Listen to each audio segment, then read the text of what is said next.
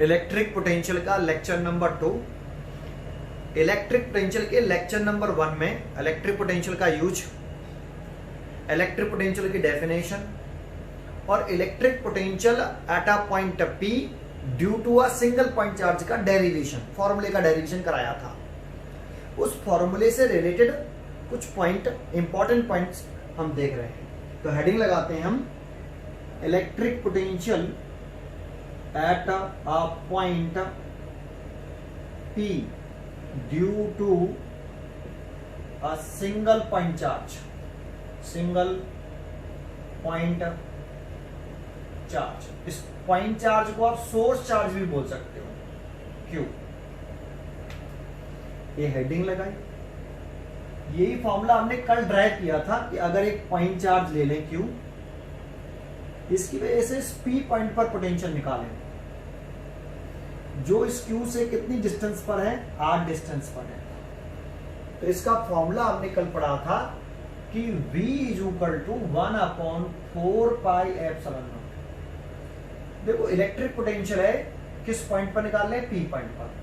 किस चार्ज की वजह से निकाल रहे हैं? Q चार्ज की वजह से निकाल रहे हैं, तो Q चार्ज यहाँ आएगा। जिस चार्ज की वजह से निकाले वो चार्ज यहाँ लिख लेते हैं।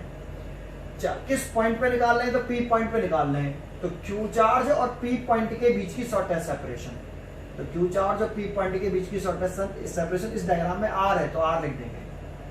आप इसको इस तरह से याद ना करें कि यहाँ R आता है, आप इसे इस तरह से याद करें कि Q चार्ज कि से किस पॉइंट पे पोटेंशियल निकाल रहे हैं? P पॉइंट पे निकाल रहे हैं, तो Q चार्ज और P पॉइंट के बीच की शॉर्टेस्ट सेपरेशन आएगी। जो भी सेपरेशन हो, यहाँ पे कितने गिवन है? R, तो R लिख दिया। तो इस तरीके से फॉर्मूले को याद करिए।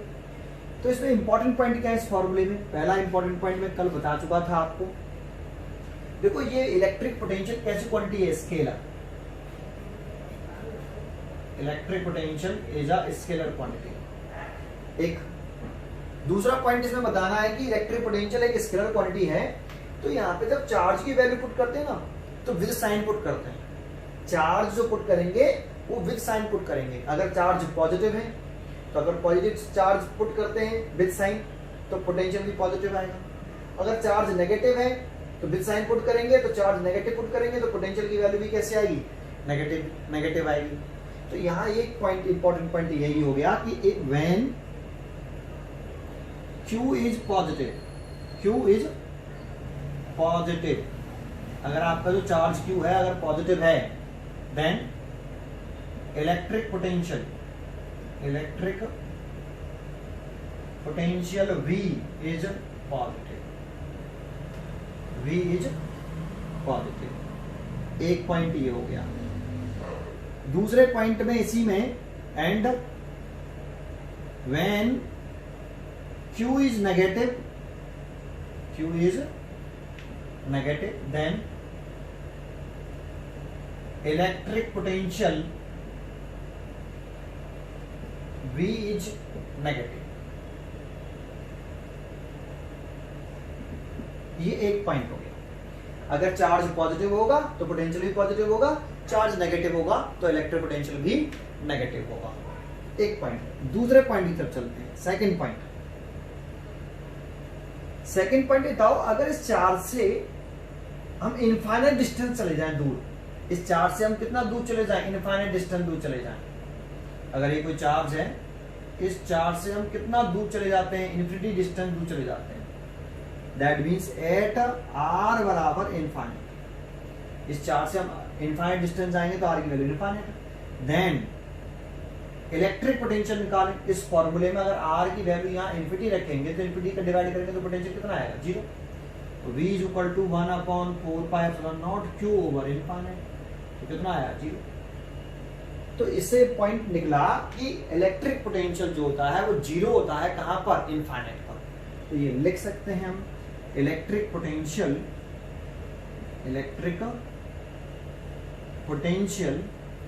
Is 0 at infinity।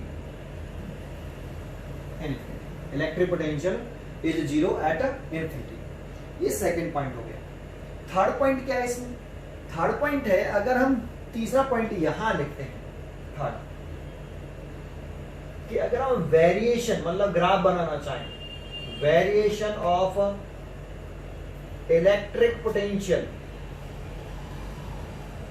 V with R, R मतलब distance, with distance R, electric potential V और डिस्टेंस R के बिटवीन ग्राफ बनाना चाहें कि R चेंज करने से इलेक्ट्रिक पोटेंशियल में कैसे चेंज आता है, तो उसमें देखो यहां पे इस फॉर्मूले में देखें तो V और R का रिलेशन कैसा है, इनवर्स रिलेशन है। V में और R में रिलेशन कैसा है, इनवर्स रिलेशन है। जब इनवर्स रिलेशन होता है तो ग्राफ रेक्टेंगुलर हाइपरबोला आता है। दैट मींस R इंक्रीज होगा तो V डिक्रीज होगा। लेकिन इसमें एक पॉइंट और है कि एक A पॉइंट वेरिएशन में इफ Q इज पॉजिटिव, अगर आपका Q पॉजिटिव होगा तो देन अभी पीछे पढ़ाया है तो पोटेंशियल कैसा होगा, पॉजिटिव होगा। अगर Q पॉजिटिव, आप ऐसे भी कह सकते हो, इसे Q पॉजिटिव ना लिख के Q ग्रेटर देन 0 ऐसे। If Q greater than 0 that is Q कैसा, पॉजिटिव। देखो Q greater than 0 है, 0 से बड़ा है, इसका मतलब है Q की वैल्यू पॉजिटिव है, और Q की वैल्यू पॉजिटिव है देन इलेक्ट्रिक पोटेंशियल कैसा होगा, पॉजिटिव होगा। तो इसके लिए अगर हम ग्राफ बनाते हैं तो देखो ये डिस्टेंस ऐसे इंक्रीज हो रही है और ये पोटेंशियल है, तो रेक्टेंगुलर हाइपरबोला ग्राफ आएगा। इसमें एक पॉइंट कॉन्सेंट्रेट करने वाला है कि इलेक्ट्रिक पोटेंशियल देखो घट रहा है, इधर से पोटेंशियल ऊपर की तरफ बढ़ रहा है तो इधर की तरफ चल रहे हैं, जैसे जैसे डिस्टेंस बढ़ रही है पोटेंशियल घटता चला गया। यहाँ आके हमने पोटेंशियल को कैसा कर दिया, पैरेलल कर दिया। किसके पैरेलल कर दिया, इस एक्सिस के पैरेलल कर दिया। देखो ग्राफ को, ये जो ग्राफ है यहाँ आके इस डिस्टेंस एक्सिस के पैरेलल कर दिया है। जानते हो क्यों? क्योंकि इलेक्ट्रिक पोटेंशियल 0 कहां पर होगा, जब डिस्टेंस कितनी होगी, इनफाइनाइट। अगर बहुत से बच्चे ये गलती ना करें आप कि जैसे ये डिस्टेंस एक्सिस, ये पोटेंशियल वाली एक्सिस, तो ऐसे रेक्टेंगुलर हाइपरबोला ग्राफ बनाते हैं और यहाँ पे मीट करा देते हैं ऐसे। तो यहाँ पर मीट करने का मतलब क्या है कि इतनी डिस्टेंस, ये डिस्टेंस फाइनाइट है या इनफाइनाइट है, ये डिस्टेंस फाइनाइट है। और डिस्टेंस फाइनाइट है तो एक फाइनाइट डिस्टेंस के लिए, एक फाइनाइट डिस्टेंस अगर यहाँ कोई पुट करते हैं, कितना भी लॉन्ग डिस्टेंस पुट कर दो, 1 किलोमीटर, 2 किलोमीटर, 3 किलोमीटर, इस पॉइंट चार्ज से V की वैल्यू बहुत स्मॉल हो जाएगी लेकिन 0 नहीं होगी। तो यहाँ पे मीट करने से इलेक्ट्रिक पोटेंशियल कितना हो गया, 0 हो गया है, जबकि ये डिस्टेंस एक फाइनाइट डिस्टेंस है। कैसे नहीं है, इनफाइनाइट डिस्टेंस नहीं है, क्योंकि जब इनफाइनाइट डिस्टेंस होगी इस पॉइंट चार्ज से तभी इलेक्ट्रिक पोटेंशियल कितना होगा, 0 होगा। तो इस डायग्राम में एक फाइनाइट डिस्टेंस के लिए इलेक्ट्रिक पोटेंशियल 0 हो गया, जो कि कैसा नहीं है, पॉसिबल नहीं है। इसीलिए इस ग्राफ को हमें कैसे करना है, समझना है, इसके पैरेलल कर देना है, और पैरेलल कर देंगे तो जब डिस्टेंस इनफाइनाइट होगी तभी जाके ये मीट करेगा, ना इनफाइनाइट डिस्टेंस आएगी ना ये मीट करेगा। इसीलिए हमने वहां पे कैसा करना है, उसे पैरेलल करना है। ठीक है, एक पॉइंट। दूसरे पॉइंट की तरफ अगर हम चलें इसमें तो देखो सेकंड बी पॉइंट बनाते हैं कि अगर Q नेगेटिव होता, if Q less than 0, that is Q की चार्ज की वैल्यू नेगेटिव हो, देन इलेक्ट्रिक पोटेंशियल भी कैसा होगा, नेगेटिव होगा। अभी पीछे पढ़ाया कि अगर चार्ज नेगेटिव होता है तो पोटेंशियल की वैल्यू भी नेगेटिव आती है। तो पोटेंशियल की वैल्यू नेगेटिव आएगी तो ग्राफ कैसे बनाएंगे, तो देखो ये आपका ऐसे डिस्टेंस इंक्रीज हो रहा है ऐसे, और ये पोटेंशियल नेगेटिव में ले जाएंगे आप।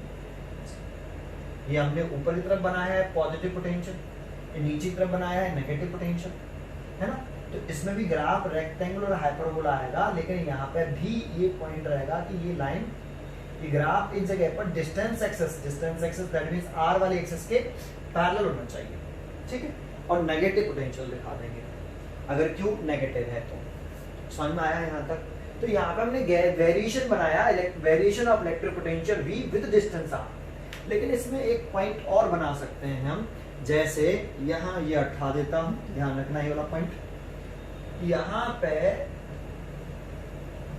अगर हम फोर्थ पॉइंट देखें तो वेरिएशन, इसके ऊपर अच्छा पॉइंट बनता है, variation of electric potential, variation of electric potential V with 1/R का V के साथ वेरिएशन। तो देखो यहां पे देखें तो V प्रोपोर्शनल टू 1/R, तो देखो v का और r में तो इनवर्स रिलेशन था, v और r में देखो गोला बनाया मैंने, r में और v में कैसा रिलेशन है, इनवर्स रिलेशन। बट अगर हम 1/r में पूरे में 1/r पूरे में और v में रिलेशन देखें तो v में और 1/r में कैसा रिलेशन है, डायरेक्टली रिलेशन है। हम केवल r में नहीं 1/r में और v में कैसा रिलेशन है, डायरेक्ट रिलेशन। और डायरेक्ट रिलेशन तो ग्राफ कैसे आता है, स्ट्रेट लाइन। लेकिन यहाँ पर भी 2 पॉइंट बनेंगे, एक Q अगर पॉजिटिव है, Q positive then V positive. तो इस वाले केस में हम ग्राफ ऐसे बनाएंगे, ये यहाँ पे इंक्रीज हो रहा है 1/r, क्योंकि हम ग्राफ किसके बिटवीन बना रहे हैं, 1/r के बिटवीन बना रहे हैं, तो 1/r लिखेंगे यहाँ पे। और ये पॉजिटिव पोटेंशियल, और ग्राफ कैसा आएगा, स्ट्रेट लाइन। एक पॉइंट Q पॉजिटिव होगा तो यहाँ लिख सकते हैं कि यहाँ पे Q कैसा है, ग्रेटर देन 0। ग्रेटर देन 0 का मतलब होता है कि Q पॉजिटिव है, 0 से बड़ा है, दैट मींस पॉजिटिव है। ऐसे सेकंड पार्ट इसमें, इफ अगर Q नेगेटिव हो देन V नेगेटिव आएगा। तो इसके लिए अगर आप ग्राफ बना रहे हैं तो इधर की तरफ तो डिस्टेंस वाली एक्सेस हो गई, ऐसे 1/r इंक्रीज हो रहा है, और V की वैल्यू नेगेटिव में लेंगे हम, V नेगेटिव, इसमें V पॉजिटिव है, ग्राफ अभी भी स्ट्रेट लाइन आएगा। ठीक है, ये 4th पॉइंट हो गया। इस 4th पॉइंट में एक पॉइंट और है, very most important, slope of straight line. ये देखना, ये स्लोप ऑफ स्ट्रेट लाइन, इस स्लोप ऑफ स्ट्रेट लाइन ये वाला, ये एक्स एक्सिस से एंटीक्लॉकवाइज एंगल का टेंजेंट, स्ट्रेट लाइन के बीच में एक्स एक्सिस और स्ट्रेट लाइन के बिटवीन जो एंटीक्लॉकवाइज एंगल है उसके टेंजेंट को हम स्लोप ऑफ स्ट्रेट लाइन बोलते हैं। तो स्लोप ऑफ स्ट्रेट लाइन का क्या मतलब है, हम कम स्लोप दिखाएं, हम ज्यादा स्लोप दिखाएं, है ना, समझ में आ रहा है। इसका क्या मीनिंग है, इस पॉइंट को समझते हैं। पहले ग्राफ समझ में आया आपको, पहले ये दो, ठीक है। ये 4th पॉइंट चल रहा है अभी, तो देखो हम 4th पॉइंट की तरफ ही चल रहा हूँ आगे, तो इसे मैं हटा देता हूँ, ठीक है। हमने यहाँ पर variation of electric potential V and 1/r, ठीक है, इसी वाले पॉइंट पे बात कर रहे हैं। तो ध्यान से सुनना अच्छी तरीके से। देखो अगर ये कोई एक पॉइंट यहाँ से शुरुआत कर रहा हूँ इसकी, ये एक पॉइंट चार्ज है Q, और ये आपका P पॉइंट है, और इससे कितनी डिस्टेंस पर है, R डिस्टेंस। तो पोटेंशियल V इक्वल टू कितना होता है, 1/4πε0 Q/R। इस R का इसमें मल्टीप्लाई कर लें तो V × R is equal to Q/4πε0, ऐसे लिख सकते हैं। फर्स्ट एक पॉइंट। दूसरा पॉइंट, एंड अगर हमने यहाँ पर Q पॉजिटिव मान लिया है, मान लो, और 1/r और पॉजिटिव माना है तो पोटेंशियल पॉजिटिव होगा। V में ग्राफ बनाए तो स्ट्रेट लाइन आता है, और इस स्ट्रेट लाइन का इसके साथ इस एंगल का टेंजेंट ले लें तो टेंजेंट इस स्ट्रेट लाइन का क्या कहलाता है, स्लोप। तो हम क्या लिखें, slope of a straight line. बहुत अच्छा पॉइंट है ये, स्ट्रेट लाइन, ध्यान से सुनना, अभी क्वेश्चन कराऊंगा फिर इसके ऊपर। Slope of straight line is equal to कितना, tan theta. Slope of straight line कितना होता है, tan थीटा। तो स्लोप ऑफ tan थीटा कैसे निकालते हैं, tan theta is equal to होता है परपेंडिकुलर बटे बेस। तो परपेंडिकुलर लिखें, एक ट्रायंगल बना लें, ये परपेंडिकुलर है ये वाला, और ये किसके पैरेलल है, पोटेंशियल एक्सिस के पैरेलल है, पोटेंशियल एक्सिस के। और ये पोटेंशियल एक्सिस है तो ये पोटेंशियल की वैल्यू हो गई, ये पोटेंशियल हो गई। और बेस ये रहा, तो ये कौन से एक्सिस के पैरेलल है, 1/r डिस्टेंस वाले एक्सिस के। तो ये डिस्टेंस कितनी हो गई, 1/r। R ऊपर जाएगा तो tan थीटा किसके बराबर आ जाएगा, तो tan theta is equal to V multiplied by R। ये इक्वेशन नंबर 2 हो गया। अब जरा इक्वेशन नंबर 1 और इक्वेशन नंबर 2 को देखें तो यहाँ पर V × R, ये तो फॉर्मूले से निकाला, ये ग्राफ से निकाला। तो V × R और V × R ये दोनों इक्वल है, तो फिर ये दोनों भी इक्वल होंगे। तो from equation first and second, है ना, तो हम लिख सकते हैं कि slope of straight line that means tan theta, tan theta का नाम क्या है, slope of straight line, is equal to कितना है, Q/4πε0। ये स्लोप ऑफ स्ट्रेट लाइन का फॉर्मूला बन गया, है ना। अब जरा देखो कि 1/4πε0 तो कांस्टेंट टर्म है। अगर Q जितना चार्ज बड़ा होगा, ये जो पॉइंट चार्ज है अगर ये बड़ा है तो स्लोप भी बड़ा होगा, पॉइंट चार्ज छोटा है तो स्लोप भी छोटा होगा। तो ये पॉइंट हमें ये सिखाता है कि अगर हम दो पॉइंट चार्ज के लिए ग्राफ बनाएं, 2 पॉइंट चार्ज है मेरे पास, एक Q1 है और एक Q2 है, और Q1 Q2 से बड़ा है, दोनों पॉजिटिव है, Q1 और Q2 चार्ज दोनों पॉजिटिव हैं। Q1 चार्ज बड़ा है Q2 से, कितने पॉइंट चार्जेस हैं? 2 पॉइंट चार्जेस हैं। उनके लिए अगर हम variation of electric potential V with 1/r, V और 1/r के बीच में ग्राफ बनाएं, 1/r और V के बीच में ग्राफ बनाएं, तो स्ट्रेट लाइन आएगा, 2 चार्जेस के लिए बना रहे हैं ऐसे। अब इसमें से बताओ कि कौन सा चार्ज Q1 का है, इसमें से कौन सा ग्राफ Q1 का है, कौन सा ग्राफ Q2 का है। तो हम कहेंगे भाई Q1 बड़ा है, और जिसका चार्ज बड़ा होगा उसका tan थीटा बड़ा होगा, दैट मींस थीटा बड़ा होगा, स्लोप ज्यादा होगा। तो देखो स्लोप किसका ज्यादा है, इस वाले ग्राफ का स्लोप थीटा ज्यादा है, इस वाले ग्राफ का थीटा कम है, इस वाले ग्राफ का थीटा कम, दैट मींस स्लोप कम, और इसका स्लोप ज्यादा। तो स्लोप जिसका ज्यादा उसका ही चार्ज ज्यादा होगा। चार्ज किसका ज्यादा है? Q1 का, तो ये चार्ज Q1 का है, ये चार्ज Q2 का है, क्योंकि यहाँ पर Q1 भी पॉजिटिव है, Q2 भी पॉजिटिव है, दोनों ही पॉजिटिव है, तो इस तरह से बना सकते हैं। समझ में आया? क्लियर है? तो यहाँ पर जब भी आप इस पॉइंट पर कॉन्सेंट्रेट कर लीजिए, जब भी आप इस तरह का क्वेश्चन आता है कि किस चार्ज का मैग्नीट्यूड ज्यादा है, Q1 ज्यादा है, Q2 ज्यादा है, किस चार्ज का मैग्नीट्यूड ज्यादा है, तो आप स्लोप से पहचान सकते हो, जिसका चार्ज का मैग्नीट्यूड ज्यादा होगा उसका ही स्लोप ज्यादा होगा, थीटा ज्यादा होगा, है ना। कौन सा चार्ज पॉजिटिव है, कौन सा चार्ज नेगेटिव है।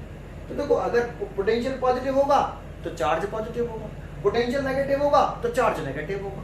तो चार्ज पॉजिटिव होगा या नेगेटिव होगा ये पहचानना है, तो पोटेंशियल कैसा है चेक कर लो, प्लस का है तो चार्ज पॉजिटिव, और नेगेटिव है पोटेंशियल नेगेटिव तो चार्ज नेगेटिव।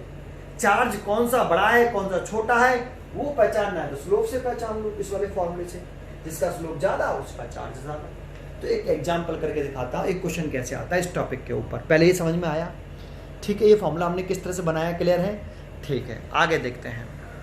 देखो क्वेश्चन लिखा अभी जो टॉपिक पढ़ाया उसी के जस्ट ऊपर, द 2 ग्राफ्स ड्रॉन हियर, ये 2 ग्राफ दे रखे हैं। So the variation of electrostatic potential V with 1/r, V और 1/r के बीच में ग्राफ है, R डिस्टेंस बता रहा है, और 2 पॉइंट चार्जेस, कितने चार्जेस हैं? 2 हैं, 2 पॉइंट चार्जेस Q1 Q2।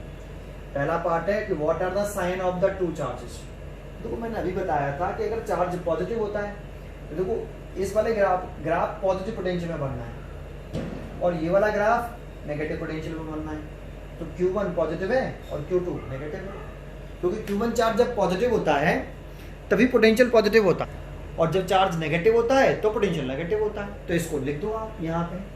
तो फर्स्ट पार्ट का आंसर हो गया कि when charge is positive, charge is positive, then electric potential V that is positive, and charge is negative, then V मतलब इलेक्ट्रिक पोटेंशियल है ना, is negative। सो देखो इस ग्राफ के लिए पोटेंशियल पॉजिटिव है तो चार्ज कैसा होगा? Positive. So charge Q1 is positive, and इस वाले ग्राफ के लिए पोटेंशियल कैसा है? नेगेटिव। इधर की तरफ पॉजिटिव पोटेंशियल, इधर की तरफ नेगेटिव पोटेंशियल, तो इसके लिए नेगेटिव पोटेंशियल है। So charge and charge Q2 is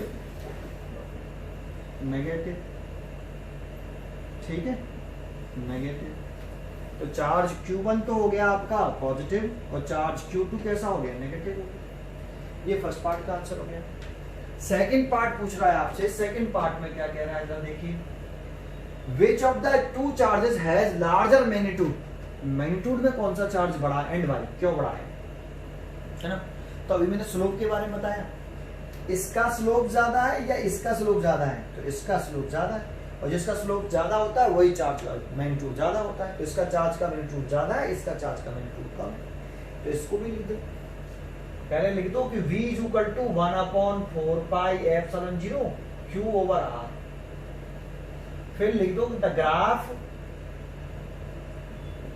between v and 1/r, the graph between v and 1/r is a straight line, is a straight line passing through the origin with slope, कितना बताया था अभी slope मैंने, q over 4 pi epsilon 0। अभी समझाया था कि अगर v और 1/r के बीच में ग्राफ बनाएंगे तो स्ट्रेट लाइन आएगा, और उस स्ट्रेट लाइन का जो स्लोप होगा वो q/4 पाई एप्सिलॉन 0 होगा। तो इसमें देख के बताओ किसका स्लोप ज्यादा है, q2 का।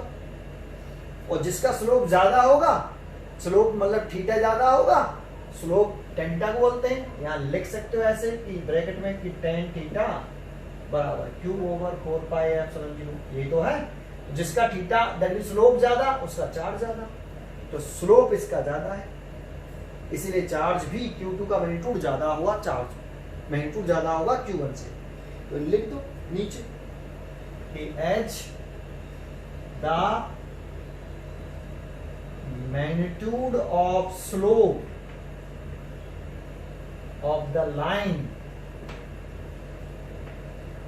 इज, स्लोप की बात कर रहे हैं, इसमें से किस लाइन की स्लोप ज्यादा है, Q2 का।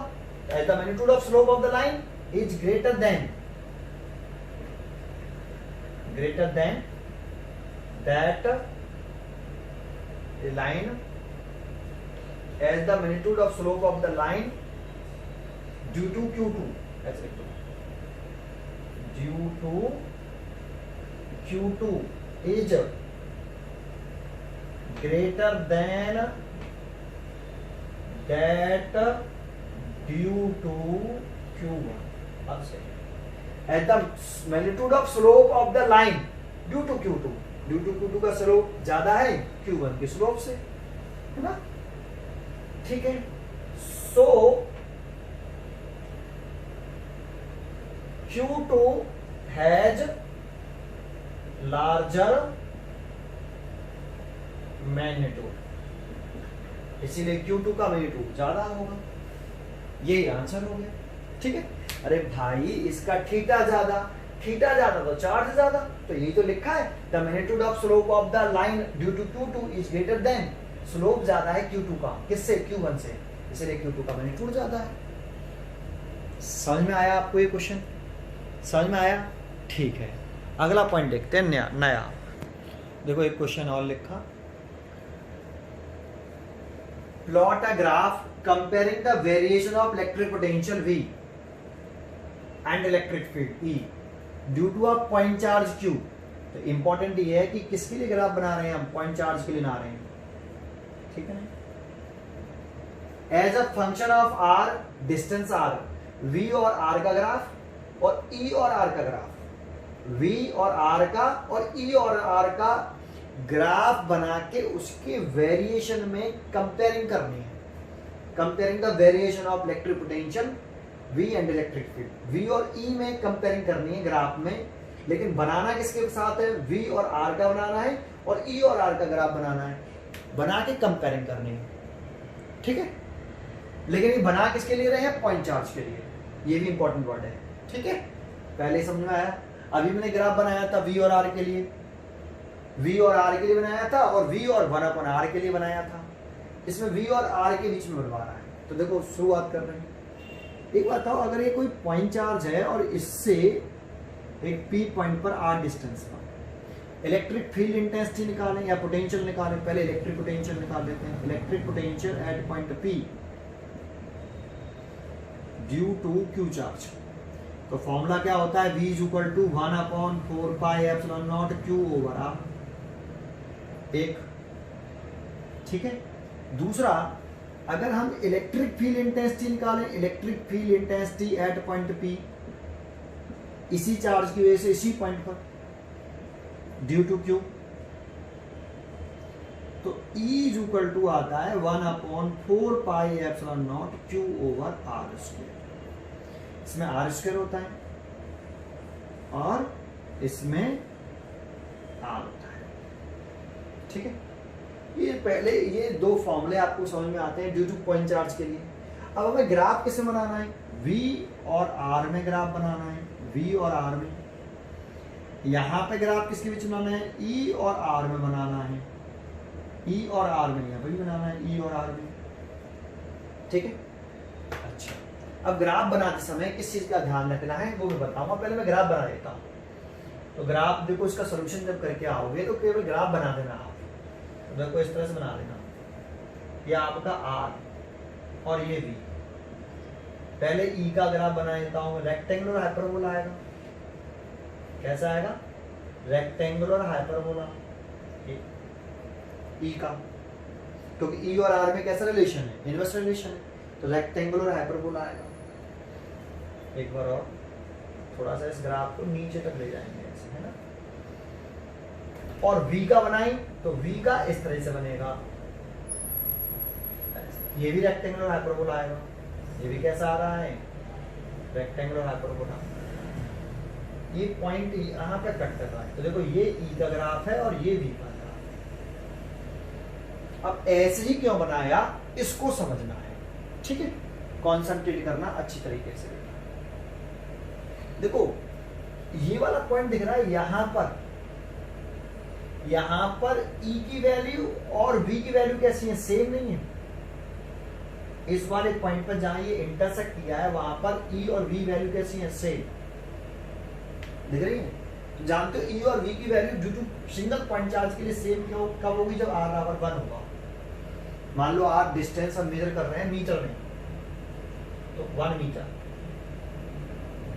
जब R की वैल्यू 1 मीटर होगी तो देखो इस फॉर्मूले में आप R की वैल्यू 1 मीटर रख के देख लो। ये समझा रहा हूं मैं आपको। R बराबर 1 मीटर, आप केवल ग्राफ बना देना। R बराबर 1 मीटर रख के देखो इसमें, तो V की वैल्यू कितनी आएगी? इसी पॉइंट चार्ज से 1 मीटर की दूरी पर इलेक्ट्रिक पोटेंशियल कितना आएगा? तो 1/4πε0 Q, R की value 1। And electric field intensity कितनी आएगी? E is equal to 1/4πε0 Q। R की वैल्यू 1 का स्क्वायर करेंगे तो 1। तो देखो सेम वैल्यू नहीं है, 1/4πε0 Q और 1/4πε0 Q तो सेम है क्या नहीं? इसीलिए वहां पर वो दोनों ग्राफ इंटरसेक्ट करेंगे। R बराबर 1 पर दोनों की वैल्यू कैसी है? V और E दोनों की वैल्यू सेम है। ठीक है, एक पॉइंट। अब चलते हैं, एक पॉइंट तो ये हो गया। दूसरे पॉइंट की तरफ चलते हैं। जब R की वैल्यू 1 से बड़ी होगी, जब R की वैल्यू 1 से बड़ी होगी, जैसे हम एग्जांपल में ले लेते हैं कि R की वैल्यू 2 मीटर, तो R की वैल्यू 1 से बड़ी होगी तो उधर की तरफ होगी R ग्रेटर देन 1, है ना। तो इसके लिए देखते हैं, जैसे 2 मीटर डिस्टेंस पर देखते हैं, तो V ज्यादा आएगा E ज्यादा आएगा, तो V की वैल्यू आएगी 1/4πε0 Q/2 एंड E की वैल्यू आएगी 1/4πε0 Q/4। भाई 2 मीटर ही रखा है यहाँ पे, तो R बराबर 2 मीटर रखा तो 2 ही रह गया, और R बराबर 2 मीटर रखेंगे तो उसका स्क्वायर भी 2 है, तो 2 का स्क्वायर करेंगे तो 4। अब बस चेक करके बताओ V की वैल्यू बढ़ी है या E की वैल्यू बढ़ी है? तो देखो V बड़ा है E से, V की वैल्यू ज्यादा है किससे? E से। लेकिन कब ज्यादा है? जब ज्यादा है जब R की वैल्यू 1 से बड़ी है। तो जब R की वैल्यू 1 से ज्यादा होगी तो V की वैल्यू धीरे से घटेगी, डिस्टेंस बढ़ने पर V की वैल्यू घटेगी और E की वैल्यू भी घटेगी, लेकिन E की वैल्यू तेजी से घटेगी। क्यों? क्योंकि जैसे जैसे डिस्टेंस बढ़ रही है तो इसमें R के साथ इनवर्स रिलेशन है, इसमें स्क्वायर के साथ इनवर्स रिलेशन है। तो देखो यहाँ पे आप देख लो, मैंने अगर मान लो कि इस जगह पर R बराबर 2 मीटर है, इस वाले पॉइंट पर, इस वाले पॉइंट पर, यहाँ पर R बराबर 2 मीटर है, तो देखो इस वाले पॉइंट पर E देखें तो E की वैल्यू तो इतनी है, इतनी, और V की वैल्यू देखें तो V की वैल्यू ज्यादा है। देख रहा है V की वैल्यू ज्यादा है। ये समझाने के लिए कर रहा हूँ, बस ग्राफ में ये लाइन में बनाना आप, ठीक है। देखो इस वाले पॉइंट पर, इस वाले पॉइंट पर R की वैल्यू सेम 2 मीटर, लेकिन इस वाले पॉइंट ये किसका ग्राफ है? E का। जो डार्क वाला ग्राफ E का है, और डेड डैश वाला ग्राफ v का है, तो e की वैल्यू ज्यादा है, v की वैल्यू ज्यादा, तो v की वैल्यू ज्यादा है। देखो v ऊपर आ रहा है और e नीचे आ रहा है। क्लियर है? तो इधर की तरफ हमने इस पोटेंशियल वाले ग्राफ को मैंने ऊपर की तरफ क्यों किया है, समझ में आया? समझ में आया? इस साइड में जब r की वैल्यू कितने से ज्यादा है, 1 मीटर से ज्यादा है, दैट मीन्स r की वैल्यू ग्रेटर देन 1 मीटर है, तो v का ग्राफ ऊपर रहेगा, e का ग्राफ नीचे रहेगा। इस साइड में देख लें। अब थर्ड पॉइंट देख रहे हैं इसमें हम कि r की वैल्यू लेस देन 1 मीटर, अगर r की वैल्यू 1 मीटर से कम रहती है, जैसे एग्जांपल ले रहे हैं हम, r की वैल्यू 1/2 रहती है मीटर, है ना, तो 1/2 मीटर रखेंगे तो v की वैल्यू देखो, यहाँ 1/2 मीटर रखोगे, 2 ऊपर पहुंच जाएगा, तो v की वैल्यू कितनी आएगी, 1/4 पाई एप्सिलॉन 0 2q आएगी। भाई r की वैल्यू 1/2 रखोगे तो ऊपर पहुंच के 2 ही तो हो जाएगा, और e की वैल्यू कितनी आएगी, तो 1/4 पाई एप्सिलॉन 0 4q। r की वैल्यू 1/2 मीटर रखोगे, उसका स्क्वायर करोगे तो 1/4 ऊपर पहुंच जाएगा 4। अब किसकी वैल्यू ज्यादा है, v की वैल्यू ज्यादा है, e की वैल्यू ज्यादा है, तो अब e की वैल्यू ज्यादा है, दिख रही है?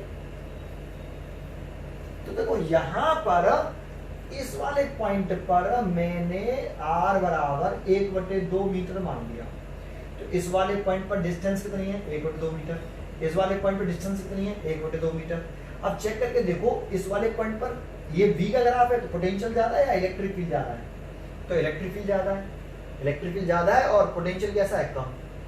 भाई इस वाले पॉइंट और इस वाले पॉइंट पर r की वैल्यू सेम है ना, 1/2 मीटर, तो इस वाले पर पोटेंशियल कम, ये पोटेंशियल का ग्राफ है ना, तो पोटेंशियल कम है और इलेक्ट्रिक फील्ड ज्यादा, देखो उसको फॉलो कर रहा है।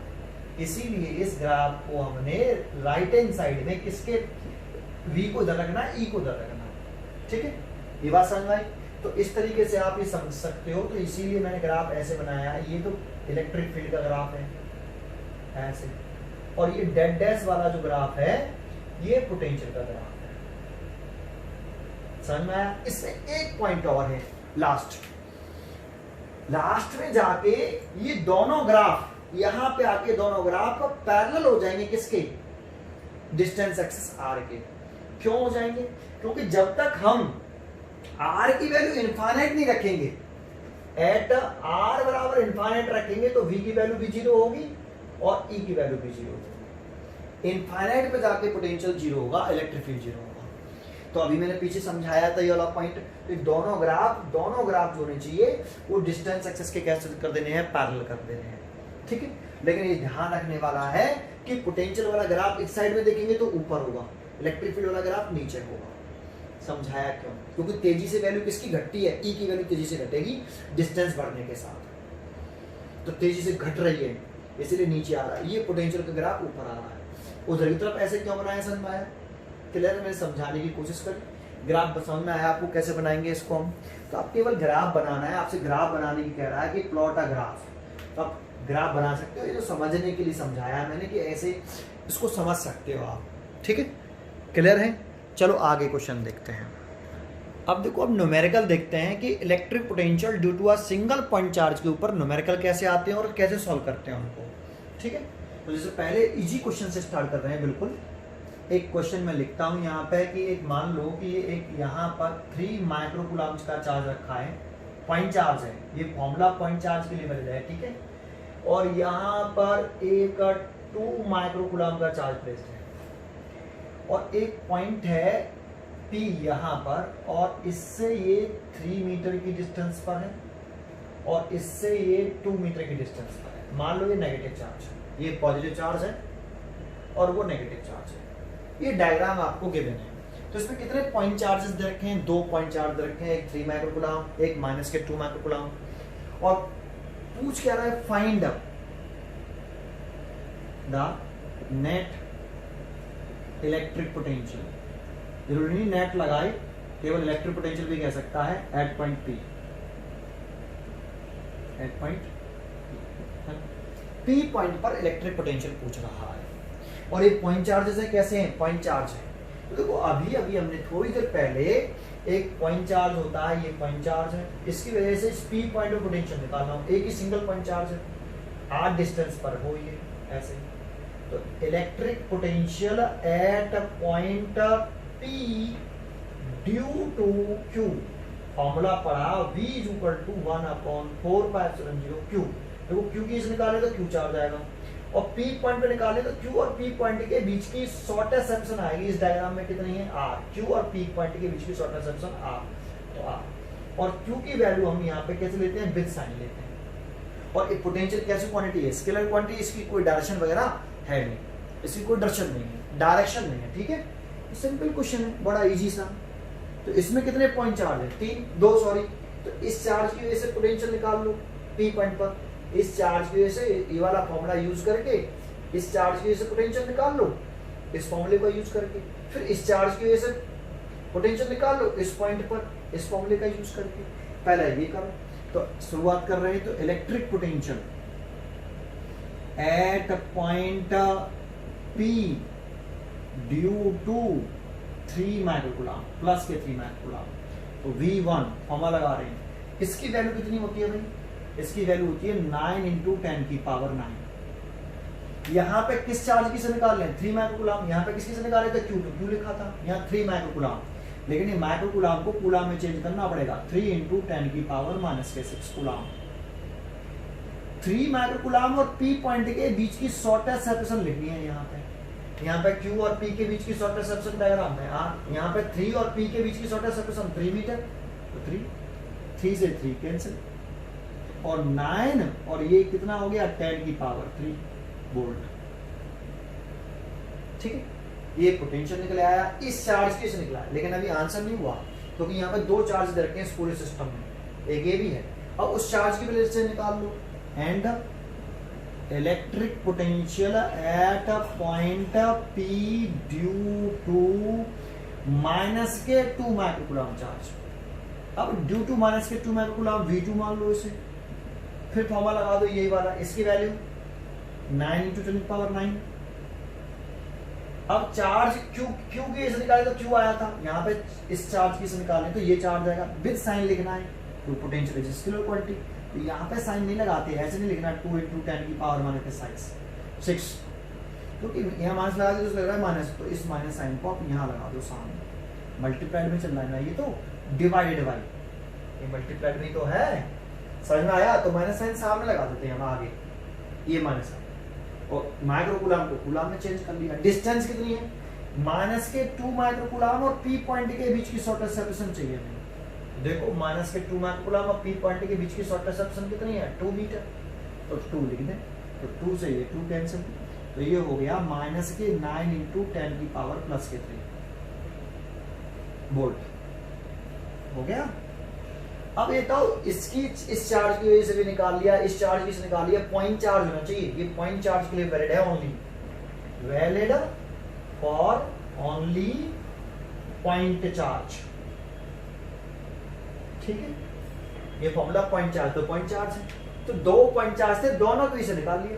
अब नेट निकाल लो, नेट कैसे निकाले, तो देखो ये स्केलर क्वांटिटी है, स्केलर क्वांटिटी निकालने के लिए सिंपली ऐड कर देते हैं, तो नेट इलेक्ट्रिक पोटेंशियल या टोटल इलेक्ट्रिक पोटेंशियल या resultant electric potential, net electric potential at point P, ये सिंपल ऐड होगा V1 + V2, क्योंकि ये स्केलर क्वांटिटी है, इसकी कोई डायरेक्शन नहीं है, और जितनी भी स्केलर क्वांटिटी होती हैं उनका नेट कैसे निकाला जाता है, सिंपली ऐड कर देते हैं, ऐड कर दिया। अब V1 और V2 की वैल्यू पुट कर दो, V1 की वैल्यू है 9 × 10⁹, और V2 की वैल्यू है -9 × 10⁹, तो ये प्लस माइनस माइनस कैंसिल हो गया, बराबर कितना 0, नेट पोटेंशियल कितना आया 0 आया, ठीक है। तो देखो कोई भी कितना भी बड़ा क्वेश्चन आए इलेक्ट्रिक पोटेंशियल का due to single point charges के लिए, तो जितने भी पॉइंट चार्जेस हैं इस फॉर्मूले का यूज करके पोटेंशियल निकाल लो अलग अलग, और फिर नेट निकालने के लिए ऐड कर दो, सिंपल है, विद साइन चार्ज की वैल्यू पुट करनी है, ठीक है। एक अच्छा सा क्वेश्चन देखते हैं, और देखो एक क्वेश्चन लिखा है, इसमें भी इलेक्ट्रिक पोटेंशियल फाइंड आउट करना है सेंटर का, एक स्क्वायर दे रखा है, तो देखो पहले डायग्राम बना देते हैं कि हमारे पास एक स्क्वायर है, जैसे यहाँ बना देता हूँ कि ये एक स्क्वायर, इसकी साइड ए ऐड कर लेते हैं, वैसे तो साइड गिवन है उसमें, इस साइड ऑफ स्क्वायर कितने गिवन है, side of square a let की है, लेकिन √2 मीटर गिवन है ईच साइड, √2 मीटर। इस कॉर्नर पर चार्ज मान लेते हैं, ये कॉर्नर ए है, ये बी, ये सी और ये डी। इस कॉर्नर पर जो चार्ज प्लेस्ड है वो 2 माइक्रोकूलम। फिर कंटिन्यूस में रखेंगे बी माइनस के 2 माइक्रोकूलम। फिर सी पर माइनस के 3 माइक्रोकूलम इस कॉर्नर पर प्लेस्ड है, और इस जगह पर 6 माइक्रोकूलम। ऐसा क्वेश्चन में गिवन है, due two charges 2 microcoulomb minus के 2 माइक्रोकूलम माइनस के 3 माइक्रोकूलम एंड 6 4 कॉर्नर्स। तो 4 कॉर्नर पे ये चार्ज प्लेस्ड है। इलेक्ट्रिक पोटेंशियल पूछ रहा है कहां पर, सेंटर पर। तो सेंटर बना लें,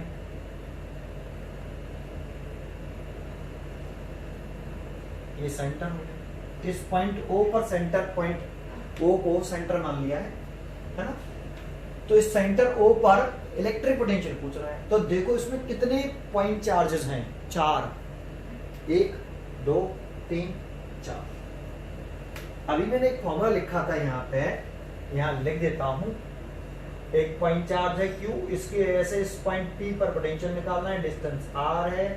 लैंग्वेज पे ध्यान दो, electric potential at a point P due to Q।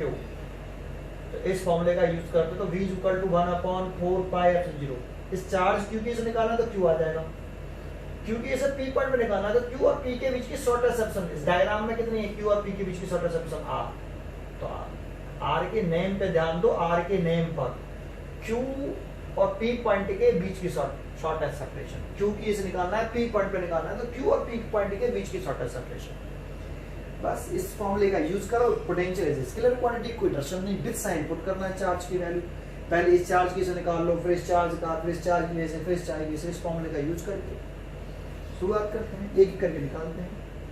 Electric potential at point O, at centre लिख सकते हो, at centre O, at centre O due to, पहले 2 माइक्रोकूलम। अगर ये भी 2 होता, ये भी 2 होता, ये भी 2 होता, तो लिखते at point A, at point A. लेकिन सब डिफरेंट है, इसलिए 2 माइक्रोकूलम। तो V1 लिख लेते हैं। इसकी वैल्यू पुट कर दो, ये वाला फॉर्मूला आना है, तो इसकी वैल्यू 9 × 10⁹ या एक साथ इकट्ठा सॉल्व कर लेना। अभी 1/4πε0 लिख लो। चार्ज कितना है 2 माइक्रोकूलम, तो 2 × 10⁻⁶ ओवर। अब 2 माइक्रोकूलम की वजह से O पॉइंट पे निकालना है, पॉइंट O पर। तो 2 माइक्रोकूलम और पॉइंट O के बीच की शॉर्टेस्ट सेपरेशन लिखेंगे यहाँ। तो कौन सी सेपरेशन है भाई, 2 माइक्रोकूलम, ये रहा पॉइंट O, ये रहा। तो ये सेपरेशन चाहिए हमें, ये वाली। और ये सेपरेशन हमें क्वेश्चन में गिवन है क्या, नहीं, लेकिन चाहिए ये वाली सेपरेशन। जैसे यहाँ Q की वजह से निकल रहा है, चार्ज Q की वजह से P पॉइंट निकल रहा है, तो Q और P के बीच की शॉर्टेस्ट सेपरेशन चाहिए R। लेकिन इसमें 2 माइक्रोकूलम की से पूछ रहा है, पॉइंट O पर पूछ रहा है, तो 2 माइक्रोकूलम और O पॉइंट के बीच की शॉर्टेस्ट सेपरेशन चाहिए। दैट मींस ये सेपरेशन चाहिए AO, और ये डिस्टेंस गिवन नहीं है। तो ज्योमेट्री लगा के आप पहले इस डिस्टेंस को निकाल लो। लिखेंगे हमेशा इस पॉइंट पर, समझ लो कौन सी डिस्टेंस लिखनी है। सबसे बड़ा कंसेप्ट यहाँ पोटेंशियल निकालने में कुछ नहीं है, डिस्टेंस का कंसेप्ट सबसे ज्यादा है। अगर गिवन नहीं हो तो ज्योमेट्री का यूज करके डिस्टेंस को निकालो, ठीक है। तो इस डिस्टेंस को कैसे निकालें, तो देखो ये स्क्वायर है और इसकी साइड ए है, तो ये साइड भी ए होगी। ये पॉइंट ए है, ये बी है, ये सी है, ये डी है। तो ये देखो ट्राइंगल बन गया आपका ऐसे, ये ट्राइंगल दिख रहा है, ये वाला। इस ट्राइंगल का ये हाइपोटेन्यूज निकाल सकते हैं, एसी साइड, एसी डिस्टेंस निकाल सकते हैं। तो ये ए है, ये ए है, तो पाइथागोरस थ्योरम लगा लो। तो ये कितना आ जाएगा रूट के अंदर 2a², रूट के अंदर a² + a², तो 2a², that means a√2। AC distance कितनी आ गई, a√2। ये पूरी डिस्टेंस निकल जाएगी एसी। लेकिन O इधर सेंटर, तो O एसी का मिड पॉइंट है, तो हमें चाहिए AO डिस्टेंस, हमें चाहिए AO डिस्टेंस।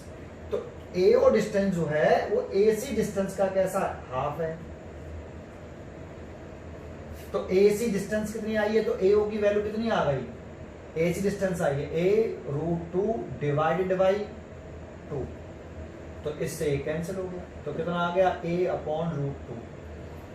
तो ये डिस्टेंस आई, तो यहाँ लिख सकते हो आप a/√2 का स्क्वायर, क्योंकि आपकी 2 माइक्रोकूलम से पॉइंट O तक की जो डिस्टेंस आई, ये वाली जो डिस्टेंस आई वो a/√2 आई। a क्या है? Side of square. तो अभी अल्कोहल ऐसे लिख लीजिएगा आप, ठीक है, ये बात समझ में आई। ऐसे सभी चार्ज की वजह से पोटेंशियल निकाल लीजिए। तो electric potential at centre O due to -K2 microcoulomb, तो V2 की जो वैल्यू आएगी वो इतनी आएगी। देखो -K2 माइक्रोकूलम चार्ज है तो माइनस का पोटेंशियल आएगा एक, तो 1/4πε0 चार्ज 2 × 10⁻⁻⁶ ही है। और -K2 माइक्रोकूलम से सेंटर O तक की सेपरेशन, -K2 माइक्रोकूलम से सेंटर O तक की सेपरेशन मतलब ये वाली सेपरेशन। और ये ज्योमेट्री से OA distance, OB distance, OC distance, OD distance सब बराबर होंगी, दैट मींस डिस्टेंस कितनी रहेगी a/√2। तो a/√2 का क्या? होल स्क्वायर, a/√2 का होल स्क्वायर, इतना आया। ये नेगेटिव पोटेंशियल हो गया। ऐसे ही आप निकाल लो सब पोटेंशियल्स को इसी फॉर्मूले का यूज करके। अब लिख लो, लैंग्वेज लिखनी पड़ती है बोर्ड एग्जामिनेशन में। तो electric potential at a point at centre O due to 3 microcoulomb, minus का 3 माइक्रोकूलम है, सॉरी, है ना, माइनस का है। तो V3 = 1/4πε0, साइन पुट करेंगे तो माइनस आ जाएगा। 3 × 10⁻⁻⁶ और 3 से O पॉइंट तक की सेपरेशन, 3 से O तक की सेपरेशन ये वाली, ये सेपरेशन भी a/√2 होगी। स्क्वायर नहीं है यार, स्क्वायर क्यों कर दिया? पोटेंशियल के फॉर्मूले में स्क्वायर कहाँ होता है ना, स्क्वायर नहीं आएगा, ठीक है। अरे वो इलेक्ट्रिक फील्ड के फॉर्मूले में आता है, गलती से लिख दिया, ठीक है। a/√2 आएगा, a/√2 आएगा, इसमें भी a/√2 आएगा। एंड ऐसे ही 6 माइक्रोकूलम की ऐसे निकाल लो, ठीक है। तो electric potential at centre O due to 6 microcoulomb, ठीक है, ड्यू टू 6 माइक्रोकूलम। तो कितना आएगा? V4 निकाल लो आप। V4 = 1/4πε0 6 × 10⁻⁻⁶ ओवर कितनी डिस्टेंस? a/√2, ठीक है। ये समझ में आया? ये V4 आ गया। V1 निकाल लिया, V2 निकाल लिया, V4 निकाल लिया, V3 सभी पॉइंट चार्ज की से पोटेंशियल निकाल लिया। अब नेट पोटेंशियल निकालना है, सबको ऐड कर दो ना। देखो 4 ही तो पॉइंट चार्ज थे तो सबको ऐड कर दो। डायरेक्ट भी कर सकते थे आप, direct net electric potential at point at centre O V मान लेते हैं, V1 + V2 + V3 + V4। अब एक बात बताओ, सब में से कॉमन क्या है? तो एक तो 1/4πε0 सब में से कॉमन है ना, और एक 1/a/√2 भी सब में से कॉमन है। देखो a/√2 इसमें भी, a/√2 इसमें भी है ना, बाकी का सब अंदर ही है। इधर क्या बचेगा? जब a कॉमन आ जाएगा तो 2 × 10⁻⁻⁶ माइनस का, V2 माइनस में है बेटा, देखो माइनस में, तो प्लस माइनस माइनस हो जाएगा। और ये बचा 2 × 10⁻⁻⁶ प्लस V3 भी माइनस में है तो ये भी माइनस का हो जाएगा, 3 × 10⁻⁻⁶ प्लस V4 प्लस में है तो प्लस में रहेगा 6 × 10⁻⁻⁶, ठीक है। अब A की वैल्यू भी पुट कर दो। देखो A की वैल्यू कितनी थी? √2 मीटर। यहाँ पे स्क्वायर की जो साइड रखी थी वो 2 मीटर थी। अगर A की वैल्यू हम 2 मीटर रखेंगे, √2 मीटर रखेंगे, √2 तो √2 से √2 कैंसिल हो गया, तो 1 हो गया पूरा। इसकी वैल्यू कितनी होती है? 9 × 10⁹, है ना। और देखो ये इससे कैंसिल हो गया, और 6 में से 3 घटा दें तो 3 बचेगा, 3 × 10⁻⁻⁶, और इसका सब मल्टीप्लाई कर लें तो 27 और 10⁻+3 बोल चाहो तो आप 2.7 10⁴ कर लो उसे, बोल्ट, ये आंसर हो गया, ठीक है। समझ में आया? तो देखो इस क्वेश्चन में क्या है, कुछ नहीं, इलेक्ट्रिक फील्ड इंटेंसिटी जब निकालते थे, अगर इसी ये पूरा फिगर दे रखा होता और सेंटर पर इलेक्ट्रिक फील्ड इंटेंसिटी पूछता तो हम electric field intensity due to point charge वाला फॉर्मूला यूज करते हैं, उसमें स्क्वायर होता है नीचे, इसमें स्क्वायर नहीं होता नीचे, अभी गलती से लग गया था, समझ आपको यहाँ तक।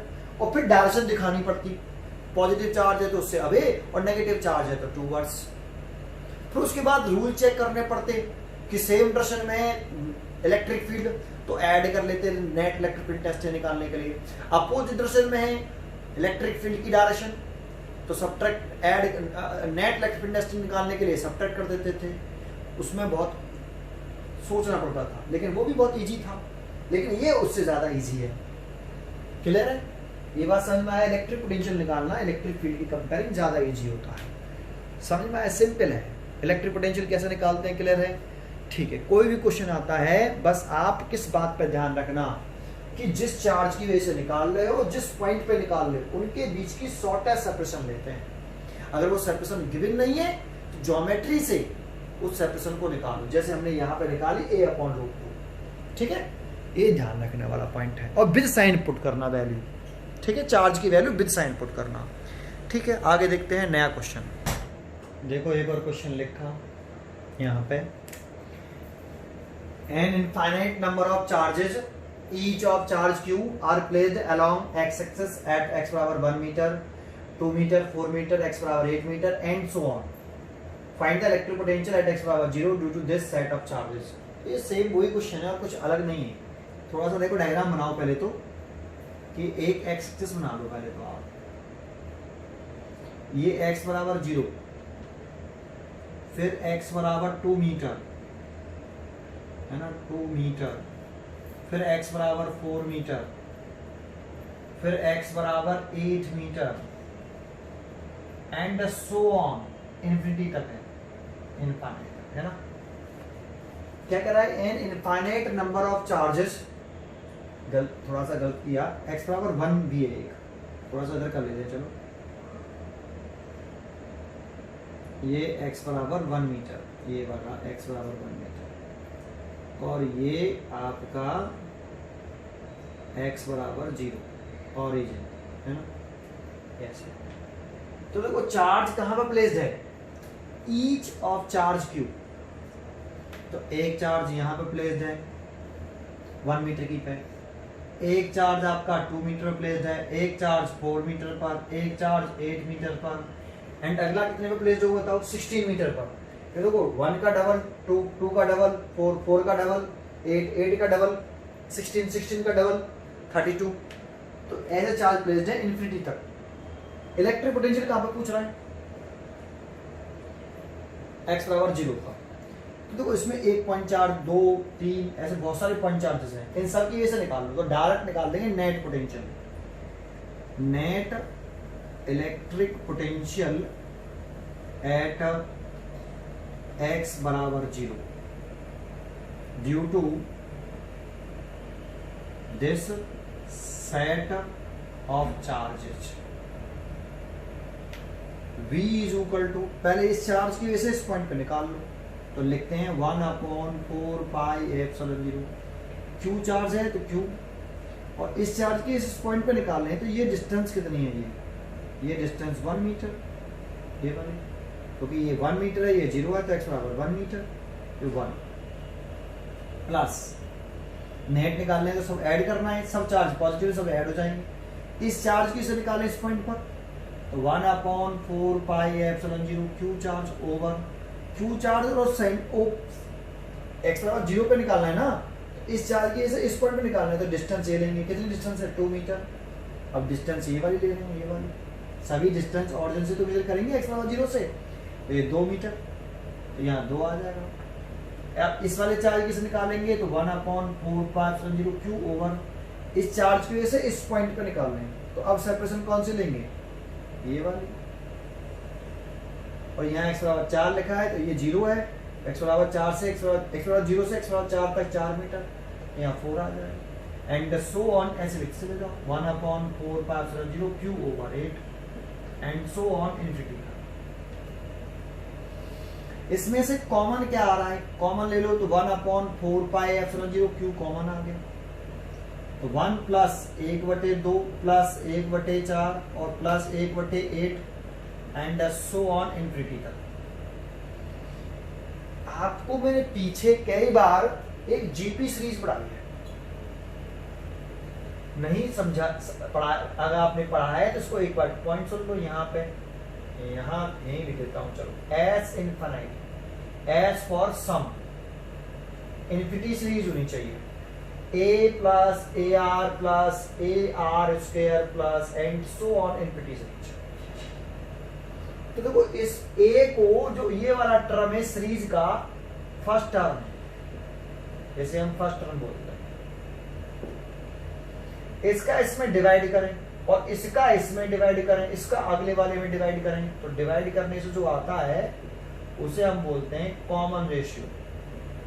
तो ए आर में ए का डिवाइड करें तो कितना आ रहा है, आर। अब इसका इसमें डिवाइड करें तो ए आर स्क्वायर में ए आर का डिवाइड करें, कितना आ रहा है, आर। अगर सेम वैल्यू आती है डिवाइड करने पर, कॉमन रेशियो सेम आता है, जैसे यहां सेम आ रहा है आर आर, तो ये are in GP, are in GP. और जब जीपी में होता है, और देखो ये इनफाइनाइट सीरीज है, सब ऐड हो रहे हैं, infinity series, S for sum. तो एस, इस सबको ऐड करने के बाद एक फॉर्मूला बनता है एस इन्फिनिटी। फर्स्ट टर्म लिखते हैं, फर्स्ट टर्म ए पे ध्यान मत दो, फर्स्ट टर्म पे ध्यान दो, first term one minus common ratio जो डिवाइड करने पर आता है, आर। ये फॉर्मूला होता है इसका, ये देखो ऐसे। तो आप इसको ही देख लो, इसमें फर्स्ट टर्म कितना है भाई, इन्फिनिटी तक है, ऐसे यहां सॉल्व कर देता हूं। तो v is equal to q over 4 pi epsilon 0। यहाँ पर फर्स्ट टर्म कितना है, 1। ये देखो सीरीज इन्फिनिटी सीरीज है, तो फर्स्ट टर्म 1 है। इसका इसमें डिवाइड करें तो 1/2, 1/2, और इसका इसमें डिवाइड करें तो 1/2, इसका इसमें डिवाइड करें तो 1/2, सेम आ रहा है, तो जीपी में है। तो कॉमन रेशियो कितना आया, 1/2। तो फर्स्ट टर्म कितना है, 1, तो 1 लिख दो। 1 माइनस कॉमन रेशियो कितना है, इसके इसमें डिवाइड करने पर कितना आएगा, 1/2, तो कॉमन रेशियो 1/2। तो q ओवर 4 पाई एप्सिलॉन 0, और इसे सॉल्व करेंगे तो एक में से आधा गया तो आधा, तो 2 ऊपर कौन जाएगा, तो 2q ओवर 4 पाई एप्सिलॉन 0। इतना पोटेंशियल आया नेट। समझ में आया आपको? तो एक क्वेश्चन इस टाइप से भी आता है, इसमें केवल कंसेप्ट किस चीज का है, आपको ये इनफाइनाइट सीरीज का जो जीपी वाला प्रोसेस है, जीपी वाला जो कंसेप्ट है, आर इन जीपी, ये वाला कंसेप्ट अगर आपको आता है तो इसमें कुछ नहीं, इजी क्वेश्चन है। ठीक है, आगे बढ़ते हैं। एक वेक्टर फॉर्म में इलेक्ट्रिक पोटेंशियल क्वेश्चन आता है, उसे सीखते हैं। देखो एक क्वेश्चन और लिखा, write an expression for electric potential at point P. उसके आगे लिखा है आर वेक्टर, जब ये पी पॉइंट का पोजीशन वेक्टर है, due to point charges q1 and q2 at r1 vector and r2 vector respectively. ये q1 चार्ज का पोजीशन वेक्टर है, ये q2 चार्ज का पोजीशन वेक्टर है, और ये p पॉइंट का पोजीशन वेक्टर है, और इलेक्ट्रिक पोटेंशियल पूछ रहा है किस पॉइंट पर, p पॉइंट पर। तो आपको थोड़ा बहुत पोजीशन वेक्टर के बारे में मालूम होना चाहिए, और यहाँ पे यूनिट वेक्टर के बारे में मालूम होना चाहिए, and triangle law vector addition आना चाहिए, तब आप इस क्वेश्चन को कर पाओगे। अगर आपको ये क्वेश्चन अच्छी तरीके से समझना है तो पहले कूलॉम्स लॉ में वेक्टर फॉर्म में जब मैंने पढ़ाया है तो मैंने position vector, unit vector, triangle law vector addition कैसे यूज करते हैं, ये बहुत अच्छी तरीके से समझाया है कूलॉम्स लॉ में वेक्टर फॉर्म। तो सर्च करिए कूलॉम्स लॉ वेक्टर फॉर्म। ठीक है, चलिए आगे देखते हैं। इस क्वेश्चन को करने के लिए सबसे पहले डायग्राम बनाना पड़ेगा हमें, सॉल्यूशन। तो देखो एक पहले पोजीशन वेक्टर बना लेते हैं। एक q1 चार्ज है, जैसे ये रहा q1 चार्ज, तो एक पॉइंट पे प्लेस है ना, पोजीशन वेक्टर किसी पॉइंट का होता है। तो जैसे ये पॉइंट A1 ए पर प्लेस है q1 चार्ज, ए पॉइंट है ये, और इस पॉइंट पर ये q1 चार्ज प्लेस्ड है, ये पॉइंट ए, तो इस ए पॉइंट का पोजीशन वेक्टर दे ऑरिजिन है, तो ऑरिजिन को इस पॉइंट से मीट करा दोगे तो ये ए पॉइंट का क्या कहलाएगा, पोजीशन वेक्टर। ये r1 vector is a position vector at point ए। ऐसे एक q2 चार्ज प्लेस्ड है, ये रहा q2 चार्ज, कहीं भी बना दो, ये b पॉइंट पर प्लेस्ड है, तो बी पॉइंट का पोजीशन वेक्टर बना दो, ये बी पॉइंट का पोजीशन वेक्टर हो गया r2, q2 चार्ज का पोजीशन वेक्टर r2 पे रखा है। फिर आपसे इलेक्ट्रिक पोटेंशियल पूछ रहा है पी पॉइंट पर, तो पी पॉइंट कहीं भी बना दो, जैसे मैंने यहां बना दिया पी पॉइंट। इस पी पॉइंट का पोजीशन वेक्टर दे रखा है उसने r, तो पोजीशन वेक्टर हमेशा ऑरिजिन से बनाते हैं, ये r वेक्टर हो गया, ये ऑरिजिन हो गया o। तो पोजीशन वेक्टर किसे कहते हैं हम, जैसे अगर हमें एक डायग्राम बनाएं, जैसे ये आप बना लिया, इस P पॉइंट का पोजीशन वेक्टर बनाइए, तो ऑरिजिन को P पॉइंट से मीट कराने वाला वेक्टर पोजीशन वेक्टर कहलाता है। R वेक्टर का नेम क्या है यहाँ पे, R वेक्टर का नाम है position vector at point P, at point P। तो अगर P पॉइंट का पोजीशन वेक्टर निकालना है तो ऑरिजिन को P पॉइंट से मीट कराने वाला वेक्टर P पॉइंट का पोजीशन वेक्टर कहलाता है। तो देखो मैंने पोजीशन वेक्टर बना दिए, ये समझ में आया आपको। एक अब एक बात, तो इसमें कितने पॉइंट चार्जेस हैं, 2 पॉइंट चार्ज है। पीछे वाले कंसेप्ट पे आ जाओ, इसमें 2 पॉइंट चार्ज हैं, एक Q1 और एक Q2। तो Q1 की वजह से P पॉइंट पोटेंशियल निकाल दो। किस पॉइंट पोटेंशियल पूछा है, P पॉइंट, तो Q1 चार्ज की वजह से P पॉइंट पोटेंशियल निकाल दो, Q2 चार्ज की वजह से P पॉइंट पोटेंशियल निकाल दो, फिर नेट पोटेंशियल निकाल दो, आंसर। लेकिन इसमें एक प्रॉब्लम है कि जब हम Q1 चार्ज की वजह से P पॉइंट पोटेंशियल निकालते तो कैसे निकाल देते हैं, है ना। देखो हम लिखते थे electric potential at point P due to, electric potential at point P due to Q1 charge, Q1 charge ऐसे।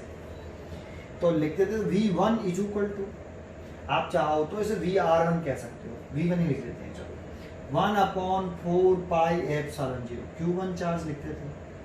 Q1 और P पॉइंट के बीच की शॉर्टेस्ट सेक्शन लिखते थे, तो Q1 पॉइंट एरा और P पॉइंट एरा, तो इन दोनों के बीच की शॉर्टेस्ट सेक्शन यही तो हुई। क्या ये सेपरेशन हमें मालूम है, इस क्वेश्चन में गिवन है? नहीं। तो अभी हल्का इस सेक्शन को देखें तो कितनी सेपरेशन है, AP, तो यहां हम AP लिख सकते हैं एक। ऐसे ही अगर आप इलेक्ट्रिक पोटेंशियल निकालो, electric potential at point P due to Q2 charge, तो कितना पोटेंशियल आएगा, यहां पर लिख देता हूं V2 is equal to 1/4 pi epsilon 0 charge Q2, और Q2 की वजह से निकाल रहे हो, P पॉइंट पे निकाल रहे हो, तो Q2 और P पॉइंट के बीच की शॉर्टेस्ट सेपरेशन, तो ये सेपरेशन आएगी, ये वाली सेपरेशन। ये सेपरेशन भी हमें गिवन नहीं है, BP डिस्टेंस कह देते हैं। नेट पोटेंशियल निकालना है तो इन दोनों को ऐड कर दे, and net electric potential at point P, तो V इसे R वेक्टर कह लेते हैं। इसे लिखने का तरीका P R वेक्टर लिखना है, ऐसे VR vector is equal to कितना, V1 प्लस V2। देखो पोटेंशियल के ऊपर वेक्टर मत लगा, ऐसे मत कर देना, पोटेंशियल तो एक स्केलर क्वांटिटी है, ये पोजीशन वेक्टर है किस पॉइंट का, P पॉइंट का, इसीलिए ऐसे ऐसे लिख सकते हैं, इसका रिप्रेजेंटेशन ऐसे कर सकते हो आप, ठीक है। VR वेक्टर, V के ऊपर वेक्टर नहीं लगाना है, R के ऊपर वेक्टर लगाना है, ब्रैकेट में लिखना है, ब्रैकेट में लिखना है, तो V1 plus V2 simply add करना है। तो अब V1 V2 की वैल्यू ऐड करने के बाद जो हमारा रिजल्ट आ रहा है वो क्या आ रहा है, तो वो लिख लेते हैं पहले हम। तो VR vector is equal to, V1 की वैल्यू पुट कर दो, तो V1 की वैल्यू हम पुट कर देते हैं यहाँ पे, ठीक है। V1 की वैल्यू पुट कर देते हैं, तो V1 और V2 की वैल्यू पुट कर दो, तो कितना आ गया रिजल्ट, V यहाँ कर देते हैं VR vector is equal to 1/4 pi epsilon 0 Q1 over AP plus 1/4 pi epsilon 0 Q2 over BP। लेकिन ये आंसर नहीं हुआ अभी। सर क्यों आंसर नहीं हुआ, क्योंकि हमने यहाँ AP और BP डिस्टेंस क्वेश्चन में गिवन ही नहीं है। तो आपको बस इस जगह पर अब क्या करना है, AP डिस्टेंस निकालनी है, BP डिस्टेंस निकालनी है और यहाँ पर पुट कर देनी है, तब रिजल्ट आएगा आंसर। अब AP डिस्टेंस कैसे निकालें, BP डिस्टेंस कैसे निकालें, तो इसके लिए अब हमें ट्राइंगल लॉ ऑफ एक्टिविशन का यूज करना पड़ेगा।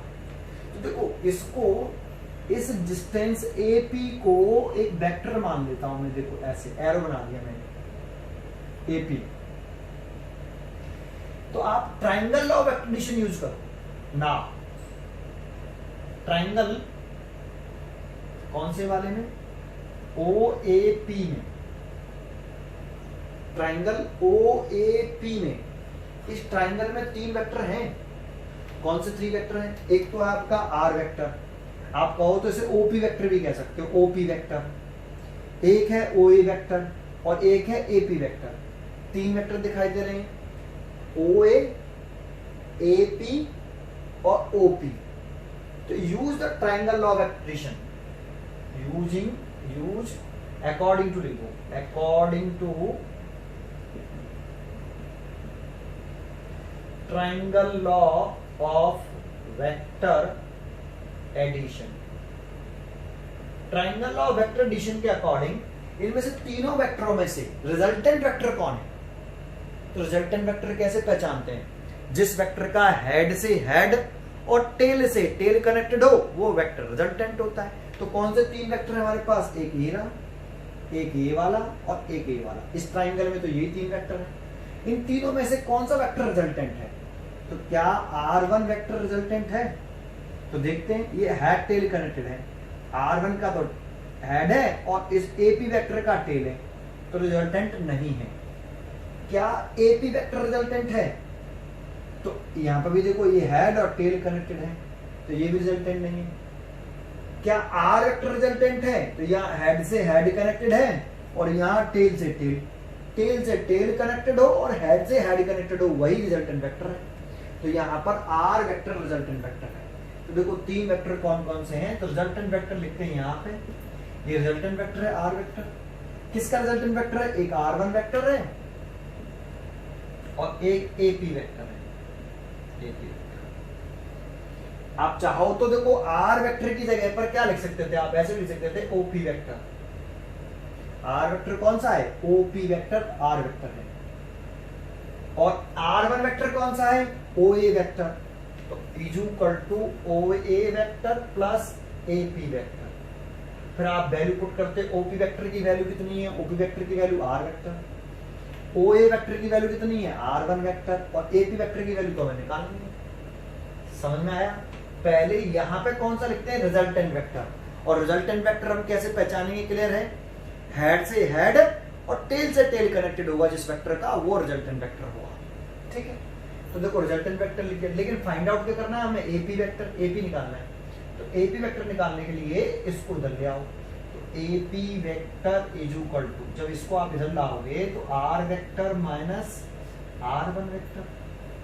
अब इसका मॉडुलस ले लो, क्योंकि हमें AP चाहिए, वेक्टर नहीं चाहिए। तो इसका अगर हम मॉडुलस ले लें AP वेक्टर का बोथ साइड में, तो R vector minus R1 vector, तो AP आ गया। इसका मॉडुलस लेंगे तो AP लिख सकते हो, लेकिन इसको नहीं लिख सकते ऐसे। ऐसे मत ले देना, ऐसे आप वेक्टर हटा दो, नीचे माइनस लग रहा है, वेक्टर लगाना पड़ेगा और मॉडुलस लगाना है आपको। इधर हटा सकते हो, क्योंकि हम जानते हैं कि जो A वेक्टर का मॉडुलस देते हैं तो A आता है, लेकिन सिंगल वेक्टर होना चाहिए। अगर ऐसे होता A वेक्टर माइनस के B वेक्टर, थोड़ा सा वेक्टर की नॉलेज नहीं तो ऐसे लिख सकते कि A माइनस B वेक्टर मत उठा देना, समझ में आएगा आपको। लेकिन A सिंगल वेक्टर जैसे AP, तो इसे AP लिख सकते हैं। देखो AP की वैल्यू निकाल दी मैंने। ऐसे ही ट्राइंगल, दूसरा ट्राइंगल देख लो आप सिमिलरली। ऐसे ही आप ट्राइंगल, दूसरा वाला ट्राइंगल देखो। देखो यहाँ कर देता हूँ, जगह नहीं, इसीलिए ये मॉडुलस है आपका, है ना, इस जगह पर कर देता हूँ। दूसरा ट्राइंगल है आपका OBP। इस OBP में मैं एक पहले वेक्टर बना देता हूँ, BP वेक्टर। ये अब इसमें 3 वेक्टर इसमें भी हैं, और वो 3 वेक्टर कौन से हैं? तो एक तो यही वेक्टर है ट्राइंगल OBP में, एक ये वाला है और एक ये वाला है। ये 3 वेक्टर है, 1 2 और 3। इन तीनों में से रिजल्टेंट वेक्टर कौन है? तो अभी भी R वेक्टर रिजल्टेंट है, क्योंकि हेड से हेड है R वेक्टर का और टेल से टेल है। R2 वेक्टर रिजल्टेंट नहीं है, क्योंकि यहाँ हेड टेल कनेक्टेड है। BP वेक्टर भी रिजल्टेंट नहीं है, क्योंकि यहाँ पर भी हेड टेल कनेक्टेड है। तो इस ट्राइंगल में भी रिजल्टेंट वेक्टर आपका R वेक्टर है। और R वेक्टर रिजल्टेंट है तो रिजल्टेंट वन साइड लिखते हैं। किसका रिजल्टेंट है? R2 वेक्टर का प्लस बीपी वेक्टर का। यहां से भी आप बीपी वेक्टर निकाल लो, R vector minus R2 vector, R vector minus R2 vector. अब इसका भी मॉडुलस ले लो सिमिलरली, इसका भी आप मॉडुलस ले लो सिमिलरली, तो बीपी निकल आएगा। तो यहां से आप बीपी निकाल लिया, modulus of R vector minus R2 vector का मॉडुलस, इतना आ गया भाई। ठीक है, अब इस सब की वैल्यू देखो, एपी की वैल्यू, बीपी की वैल्यू बस यहां रखनी है, इलेक्ट्रिक पोटेंशियल निकल आया पी पॉइंट पर। तो ये वेक्टर का थोड़ा सा यूज है यहाँ पे, क्लियर है। ये तो सिंपल अपना जैसे करते थे वैसे किया है हमने।